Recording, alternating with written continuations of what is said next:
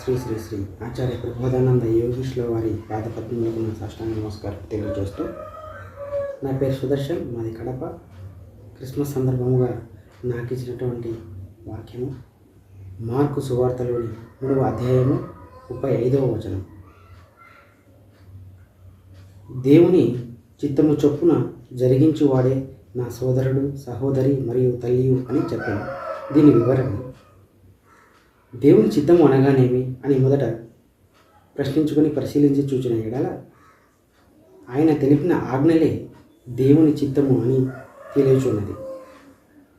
దేవుని ఆజ్ఞలకు లోబడి మనుషులు ప్రవర్తిస్తే దేవుని చిత్తానుసారం వారు ఉన్నట్లే.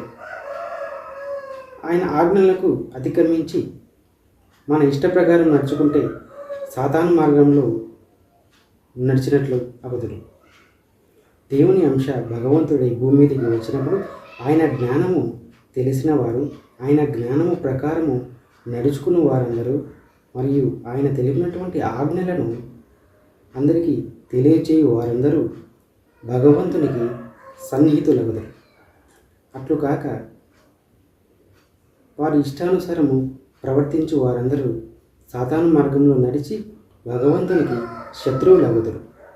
భగవంతునికి సన్నిహితులైన వారందరూ ఆయన వాక్యములను ప్రచారము చేయుచు ఆయనకు మిక్కిలి దగ్గరి వారై సోదరుడు, సహోదరిగా ఆనాడు దగ్గరి వారిగా ఉండేవారు. ఈ విధంగా దేవుడి అంశ భూమి మీద ఉన్నప్పటికీ లేనప్పటికీ ఆయన ఆజ్ఞలకు లోబడి ఉంటే, ఆయన ధర్మములను ప్రకారం నడుచుకున్న వారందరూ ఆయనకు సన్నిహితులుగానే ఉండరు అని తెలియవచ్చు. నమస్కారం.